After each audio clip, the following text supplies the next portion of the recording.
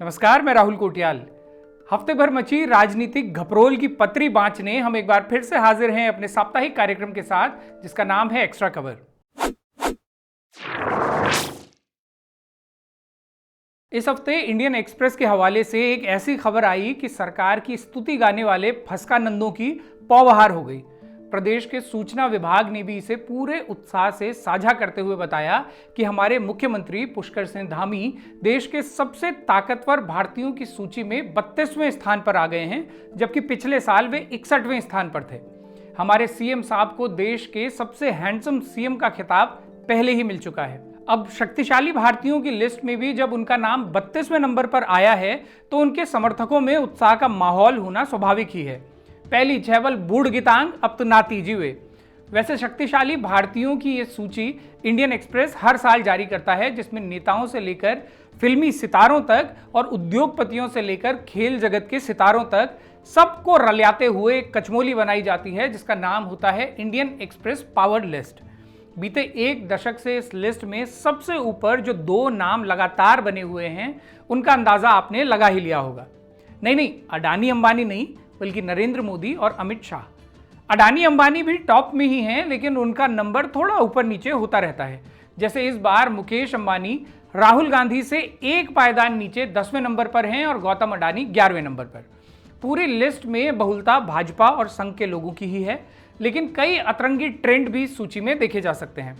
मसलन हमारे धामी जी 32वें नंबर पर हैं, जबकि हमारे राष्ट्रीय सुरक्षा सलाहकार, जिन्हें भारत का जेम्स बॉन्ड भी कहा जाता है, वो धामी जी से कम पावरफुल माने गए हैं और 35वें स्थान पर हैं। बल्कि ये तो कुछ भी नहीं, आप पूरी सूची देखेंगे तभी बींग पाएंगे कि हमारे धाकड़ धामी जी ने कैसे कैसे नामों को पछाड़ छोड़ा है। सुनील भारती मित्तल, अखिलेश यादव, अल्लू अर्जुन, बाबा रामदेव, विराट कोहली, प्रियंका गांधी, शाहरुख खान, दिलजीत दोसांझ और अमिताभ बच्चन जैसे नाम उनके आगे कहीं नहीं ठहरते, और वो सबसे ज्यादा पावरफुल हैं, बल इन सभी से ज्यादा। इंडियन एक्सप्रेस ने यह भी बताया है कि हमारे धामी जी को भट्ट की चुड़कानी, झंगोरी की खीर और मूले की थिचवाणी बहुत पसंद है। अब इस खबर पर पूरा प्रदेश झूम कर झुमेलो करने ही वाला था, लेकिन उससे पहले ही कांडे लग गए। पूर्व मुख्यमंत्री और वर्तमान सांसद त्रिवेंद्र सिंह रावत ने संसद में अवैध खनन का मुद्दा उठाकर इस नैरेटिव का ही बरकबान कर दिया कि धामी जी के नेतृत्व में सब अव्वल चल रहा है। बल्कि उन्होंने देश के सबसे बड़े मंच से इस बात को आधिकारिक तौर से बता दिया कि उत्तराखंड में कानून व्यवस्था इतनी पुइयां हो चुकी है कि खनन माफियाओं को किसी का भी अब डर नहीं रह गया है, और वो दिन रात अवैध खनन करते हुए लोगों की जमीनें कब्जाने के साथ ही हत्याएं तक कर रहे हैं। त्रिवेंद्र रावत ने जो बात संसद में कही उसके कई मायने हैं, लेकिन उस पर चर्चा करने से पहले आप खुद ही उनका पूरा बयान सुनिए। धन्यवाद अध्यक्ष जी। मैं आज इस एक बहुत ही गंभीर और संवेदनशील विषय की ओर आपका ध्यान आकर्षित करना चाहता हूं। उत्तराखंड के देहरादून, हरिद्वार, नैनीताल और उधमसिंह नगर जिलों में रात के समय अवैध रूप से संचालित खनन ट्रकों से संबंधित है। यह मुद्दा न केवल कानून और पर्यावरण सुरक्षा के लिए खतरा बनता जा रहा है, बल्कि आम जनता की सुरक्षा को भी गंभीर रूप से प्रभावित कर रहा है। यह देखा गया है कि राज्य सरकार और प्रशासन के स्पष्ट निर्देशों के बावजूद खनन माफिया द्वारा रात के समय ट्रकों का अवैध संचालन धड़ल्ले से किया जा रहा है। इन ट्रकों में भारी मात्रा में ओवरलोडिंग की जाती है और बिना किसी वैध अनुमति के खनिजों का परिवहन किया जाता है। इन अवैध गतिविधियों के कारण राज्य में सड़कों, पुलों और अन्य बुनियादी ढांचे को भारी क्षति हो रही है, जिससे आम नागरिकों के लिए आवागमन कठिन हो गया है। सबसे अधिक चिंताजनक बात यह है कि इन ट्रकों के लापरवाह और तेज गति से संचालन के कारण सड़क दुर्घटनाओं में लगातार वृद्धि हो रही है। कई निर्दोष लोगों की जान जा चुकी है और कई घायल हुए हैं। ट्रक चालकों के द्वारा ट्रैफिक नियमों की अनदेखी, नशे की हालत में वाहन चलाना और स्थानीय प्रशासन से मिली भगत के चलते स्थिति और भी भयावह होती जा रही है। यह आवश्यक है कि सरकार तत्काल इस गंभीर समस्या की ओर ध्यान दे और प्रभावी कार्रवाई सुनिश्चित करे। मैं केंद्र सरकार और उत्तराखंड राज्य प्रशासन से आग्रह करता हूं कि अवैध खनन गतिविधियों को रोकने के लिए एक विशेष टास्क फोर्स गठन किया जाए। रात के समय ट्रकों के संचालन पर पूरी तरह से प्रतिबंध लगाया जाए और सख्ती से उसकी निगरानी की जाए। ओवरलोडिंग रोकने हेतु सभी मुख्य मार्गों पर चेक पोस्ट लगाए जाएं और दोषी ट्रक मालिकों और खनन माफियाओं पर कठोर दंडात्मक कार्रवाई की जाए। इस मामले में संलिप्त अधिकारियों की जिम्मेदारी तय की जाए और लापरवाही बरतने वालों पर कठोर अनुशासनात्मक कार्रवाई की जाए। स्थानीय नागरिकों की सुरक्षा सुनिश्चित करने के लिए डॉक्टर आलोक कुमार सुमन जी, धन्यवाद। सांसद महोदय जो बात कह रहे हैं वो 100% सच भी है। प्रदेश में अवैध खनन खुलेआम हो रहा है और आज से ही नहीं, दशकों से हो रहा है। त्रिवेंद्र रावत जब खुद मुख्यमंत्री थे तब भी अवैध खनन लगातार हो रहा था, उनसे पहले भी और उनके बाद भी जारी है। यह अच्छी बात भी है कि वो लगातार इस बारे में बात कर रहे हैं। उन्होंने इससे पहले भी ये मुद्दा संसद में उठाया था, लेकिन सवाल ये है कि त्रिवेंद्र रावत उसी भाजपा से सांसद हैं जिनकी प्रदेश में सरकार है, तमाम नगर निगम में मेयर हैं और केंद्र में भी सरकार है। यानी जितने भी इंजन देश और प्रदेश को आगे ठेलने में लगे हुए हैं, सब उन्हीं की पार्टी के हैं। ऐसे में अमूमन ये होता है कि कोई सांसद अगर अपने क्षेत्र में अवैध खनन से परेशान हो तो वो सबसे पहले सख्ती से कार्रवाई करने के लिए अपने मुख्यमंत्री से कहता है, क्योंकि कानून व्यवस्था और खनन दोनों ही पूरी तरह से राज्य के विषय हैं। फिर जब सरकार भी अपनी ही पार्टी की हो तब तो इस बात की संभावना और भी बढ़ जाती है कि राज्य का मामला राज्य में ही सुलझ जाए। ऐसे मामले संसद में अमूमन तभी पहुंचते हैं जब सांसद किसी अन्य दल का हो और प्रदेश सरकार उसकी बात को गंभीरता से लेने की बजाय पूठ-मूठ कुचाती जा रही हो। लेकिन यहां तो सांसद भी भाजपा के हैं और प्रदेश सरकार भी। फिर भी त्रिवेंद्र रावत को यह मुद्दा संसद में उठाना पड़ा तो इसके दो ही कारण हो सकते हैं। पहला तो ये कि उनके कई प्रयासों के बाद भी राज्य सरकार खनन माफियाओं पर नियंत्रण करने में नाकाम हो चुकी हो, इसलिए देश की संसद ही अब उनका आखिरी विकल्प बचा हो। दूसरा कारण राजनीतिक हो सकता है कि धामी सरकार की जो इमेज करोड़ों के मीडिया मैनेजमेंट से बन रही है, उसे जरा खचोड़ते हुए देश दुनिया को दिखाया जाए कि भौं-कुछ फरकाने के दावों के पीछे की हकीकत आखिर क्या है। इस मामले में राजनीतिक निहितार्थ कितने बड़े हैं, इसे ऐसे भी समझिए कि उधर त्रिवेंद्र रावत ने संसद में यह मामला उठाया और इधर खनन सचिव का बयान आ गया कि अवैध खनन की बात पूरी तरह से झूठी है और सरकार तो वैध तरीके से खनन करवाते हुए अभूतपूर्व राजस्व कमा रही है। ये बयान भी आप पूरा सुनिए। यह राजस्व पिछले वर्ष की तुलना में लगभग 2.25 गुना है। यह राजस्व आज तक फाइनेंस ने जब भी टारगेट दिया है उस राजस्व को, ये प्रथम बार है कि हमने न केवल पूरा किया है बल्कि उससे 200 करोड़ से ऊपर सरप्लस राजस्व लेके आए हैं। खनन विभाग की ये उपलब्धि कही जा सकती है। और इसके अतिरिक्त इस सबके पीछे इससे ये सिद्ध तो होता ही है कि कहीं ना कहीं नियंत्रण लगा है, प्रभावी नियंत्रण लगा है खनन अवैध खनन पर। और इसके पीछे इसके जो हम लोगों ने इसके लिए जो मॉडस ऑपरेंडी अपनाया है वो ये है कि एक तो हमने नियमों का सरलीकरण किया सबसे पहले और दंडात्मक कार्रवाई बढ़ा दी। नियमों का सरलीकरण करने के साथ साथ दंड बढ़ा दिए। नंबर 2, हम लोगों ने नई नई टेक्नोलॉजी का प्रयोग कर रहे हैं। और नंबर 3, टास्क फोर्स तहसील स्तर पर, जिला स्तर पर, राज्य स्तर पर, तीनों स्तर पर गठित है। अपनी ही पार्टी के सांसद के ऑन द रिकॉर्ड दिए गए बयान को काउंटर करना सरकार के लिए मुश्किल होता, इसलिए काउंटर बयान मुख्यमंत्री का नहीं बल्कि खनन सचिव का आया। यहां से बात कुछ और आगे निकल गई, क्योंकि इस बारे में जब एक पत्रकार ने त्रिवेंद्र रावत से पूछा तो वे अपनी गिच्ची नहीं थाम सके और उन्होंने एक विवादित बयान और फड़का दिया कि ऐसा खनन का कोई नहीं, यहाँ पर सब चीजें ठीक करें। आप उनके बयान को किस तरह देखते हैं? अधिकारी की बात है, मुझे कुछ नहीं कहना है। वो कहते हैं ना कि शेर कुत्तों का शिकार नहीं करते, तो उसके बारे में कोई बोलना ही नहीं है। शेर कुत्तों का शिकार नहीं करता। खनन सचिव के बयान के बारे में पूछे गए स्पेसिफिक सवाल पर त्रिवेंद्र रावत का ऐसा बयान देना विवादित और निंदनीय है ही। ये बयान तथ्यात्मक रूप से भी गलत है। शेर तो कुत्तों का शिकार करता ही है। शेर, बाघ, गुलदार सभी कुत्तों का शिकार करते हैं और पहाड़ में तो हर दूसरे दिन बाघ किसी न किसी के कुत्ते को बगदोरे मार ही देता है। बहरहाल अपने बयान से रावत जी जहां बगदोरे मारना चाहते थे उन्होंने भी मार ही दिए हैं। अब बढ़ते हैं प्रदेश की दूसरी सबसे चर्चित खबर की ओर। ऐसी खबर जिसने नेपथ्य में जा चुकी प्रदेश की एकमात्र क्षेत्रीय पार्टी उत्तराखंड क्रांति दल को एक तरह से संजीवनी देने का काम किया है। प्रदेशवासियों के दिलों में बस एक सॉफ्ट कॉर्नर तक सिमट चुकी यूकेडी अब फिर से चर्चाओं में है। वजह है यूकेडी से जुड़े 2 लोगों की गिरफ्तारी, जिन पर देहरादून के राजपुर और रायपुर थाने में 2 अलग अलग एफआईआर दर्ज हुई हैं। एफआईआर में आरोप हैं कि यूकेडी के आशीष नेगी और आशुतोष नेगी ने 2 अलग अलग रेस्टोरेंट मालिकों को धमकाया, उनसे जबरन पैसे वसूल किए, रंगदारी की मांग की, उनके रेस्टोरेंट को बंद करने और बदनाम करने की धमकी दी, आदि आदि। एफआईआर में गैर जमानती धाराएं भी शामिल हैं, जिसके चलते पुलिस ने इन दोनों को गिरफ्तार किया और कोर्ट ने 14 दिनों की न्यायिक हिरासत में भेज दिया। वैसे ये प्रकरण काफी समय से सोशल मीडिया पर तैर रहा था। मामला ये था कि रेस्टोरेंट में काम करने वाले कुछ लोगों का वेतन बकाया था, जिसे दिलवाने के लिए यूकेडी के कार्यकर्ता इन रेस्टोरेंट में पहुंचे और फिर वहां जो कुछ भी हुआ उसके वीडियोस खूब वायरल हुए।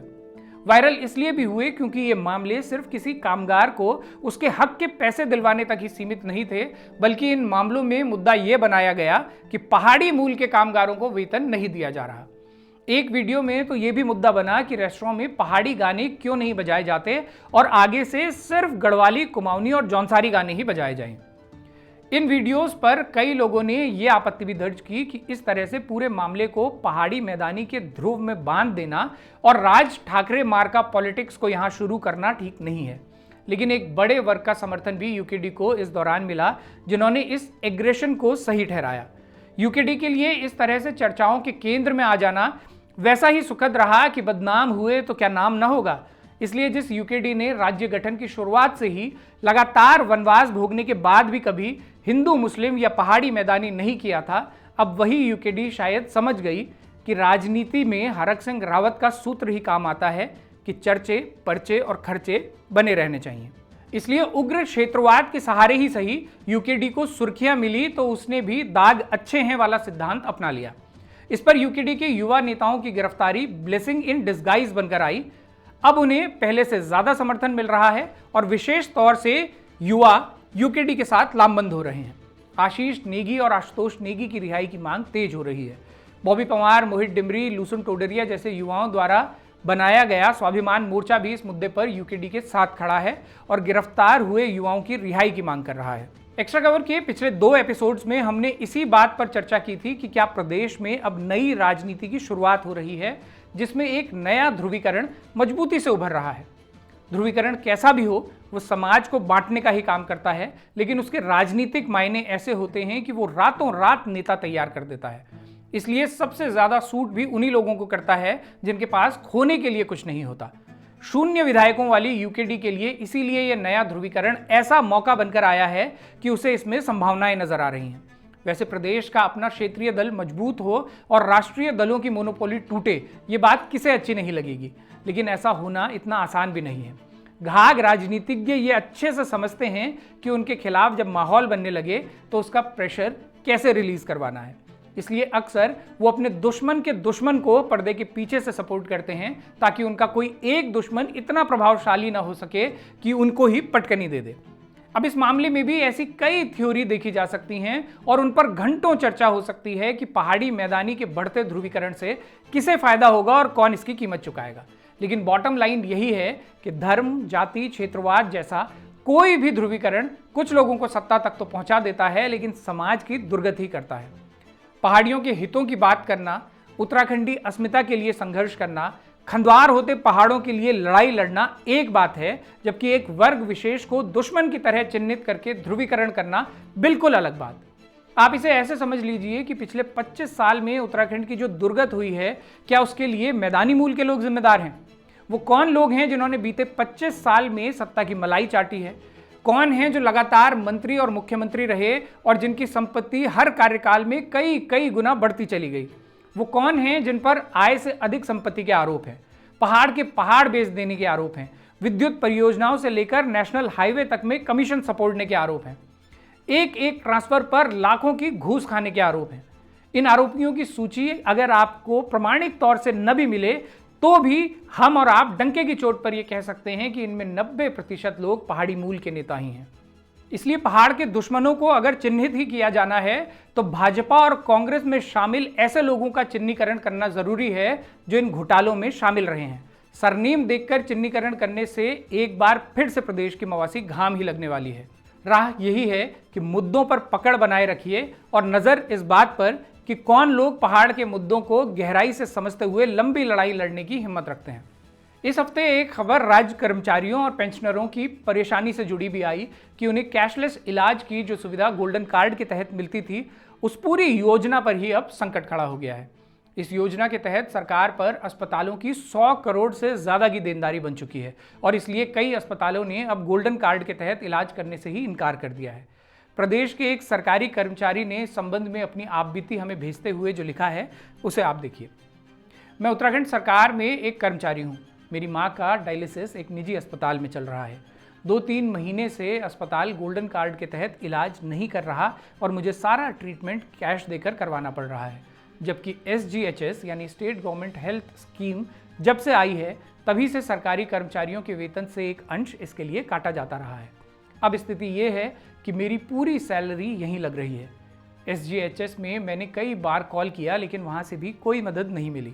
सरकार अपनी हेल्थ स्कीम पर अपनी खूब पीठ थपथपाती है, जबकि हम लोगों की परेशानियां लगातार बढ़ रही हैं। इस बारे में सरकार का तर्क है कि योजना के तहत हर साल लगभग 120 करोड़ की धनराशि प्राप्त होती है, जबकि सालाना खर्च 300 करोड़ तक पहुंच चुका है।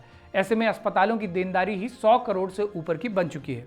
स्वास्थ्य मंत्री का कहना है कि अप्रैल महीने में कर्मचारियों के साथ बैठक के बाद इस बारे में कोई समाधान निकाला जाएगा। मंत्री जी, आपके विदेश दौरे और लगातार बढ़ रहे वेतन भत्तों का अगर बंदोबस्त सरकार आराम से कर लेती है तो फिर उन कर्मचारियों की चिंताओं पर भी थोड़ी गंभीरता से मनन तो कीजिए जिनके सहारे आपकी ये सरकार चल रही है। सरकार अपनी उपलब्धियों के नाम पर तो करोड़ों रुपए फूंक देती है, लेकिन धरातल पर स्थिति नील बटे सन्नाटा ही होती है। इसका जिक्र भी नहीं होने देती कि धरातल की स्थिति क्या है। अभी कुछ समय पहले ही सरकार ने खूब मुनादी करवाई थी कि इन्वेस्टर समिट में हजारों करोड़ के MOU हो चुके हैं और अब भौंकुच फरकने वाला है, लेकिन हमेशा की तरह भौंकुच कभी फरकता नहीं, इसलिए इस बार भी वही हुआ। वन विभाग के साथ एक ही MOU 1000 करोड़ का हुआ था, लेकिन धरातल पर काम हुआ शून्य। ऐसे ही शून्य में प्रदेश की कई भर्ती परीक्षाओं के परिणाम भी पहुंच चुके हैं, जिनके लिए छात्र सालों से इंतजार ही कर रहे हैं। कुछ परीक्षाओं के परिणाम 3-4 साल में आते भी हैं तो कोर्ट में उलझकर कई और साल लटक जाते हैं। मानचित्रकार परीक्षा के परिणामों के भी ऐसे ही लटक जाने के चलते दर्जनों लोगों ने हमें अपनी आपबीती भेजी है। सरकार से निवेदन है कि नकल विरोधी कानून और रिकॉर्ड तोड़ नौकरी देने के अपने दावों में एक छोटा सा रिकॉर्ड और जोड़ते हुए उन परीक्षाओं के परिणाम में तेजी लाने का प्रयास करें जो अब भी आपके आयोगों में अटकी हुई हैं। तो ये था इस हफ्ते का एक्स्ट्रा कवर। आज का एक कार्यक्रम आपको पसंद आया हो तो इसे शेयर ज़रूर कीजिएगा और इसके साथ ही बारामासा को मजबूत करने के लिए चैनल की पेड मेंबरशिप या सुपर थैंक्स का बटन दबाकर हमारा समर्थन कीजिएगा। अपने सुझाव, प्रतिक्रिया या एक्स्ट्रा कवर से निकलती कोई खबर अगर आप हम तक पहुंचाना चाहते हैं तो इस मेल ID पर लिख भेजिए। अगले हफ्ते फिर से होगी मुलाकात, तब तक के लिए सिमन या पहलाद, नमस्कार।